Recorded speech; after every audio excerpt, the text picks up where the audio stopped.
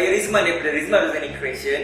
Hari ini saya ingin berkongsi dengan anda semua tentang hijab terbaru koleksi 2018 hasil kolaborasi kami bersama Infinence sahaja dah hadir. Tampil dengan idea yang lebih segar, hijab kali ini terbahagi kepada 3 kategori iaitu Alicia, Serin dan Flora. Alicia ialah plain long shawl yang mana terdiri daripada warna-warna pastel yang menggunakan metode Korean chiffon yang trendy dan timeless. Serin dan Flora pula adalah printed hijab matte satin yang mana terdiri daripada long shawl dan juga square. Desain hijab koleksi printed kali ini diinspirasikan daripada signature dan identiti Rizman Ruzaini yang unik dan eksklusif. Kualiti dan kelembuhan material yang dipilih menjadikan koleksi ini tampak flowy dan mewah. Dan yang paling istimewa, ketiga-tiga koleksi hijab Infinence X Rizman Ruzaini didatangkan bersama Brooch mewah Rizman Ruzaini yang eksklusif. Kali ini kita bawakan seorang model untuk menggayakan koleksi Infinence X Rizman Ruzaini. So Farha, boleh faham komen sikit mengenai hijab kali ini? Bagi saya, material sangat lembut, flowy dan mudah dibentuk. Rekaannya juga mewah, sesuai untuk dikaitkan ke acara majlis keramaian maupun harian. Bukan itu saja, saya paling suka dengan aksesori tambahan iaitu Brooch signature Rizman Ruzaini yang sophisticated dan unik. Jadi, mari kita saksikan 4 gaya tutorial long shawl Infinence X Rizman Ruzaini yang boleh anda gayakan di hari raya nanti.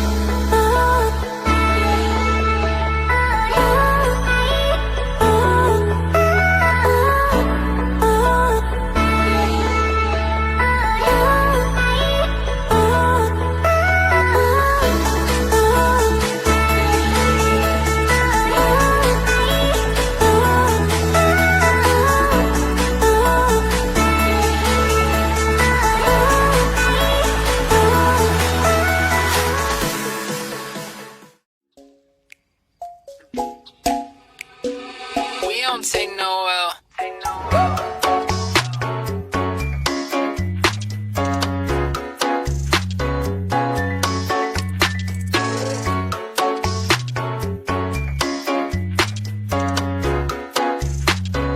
Purchase your tracks today.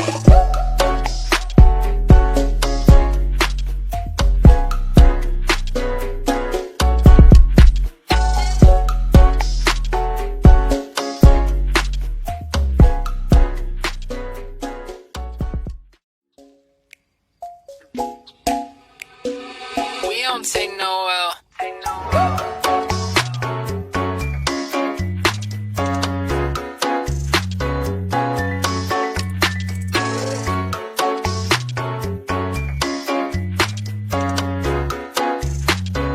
Purchase your tracks today.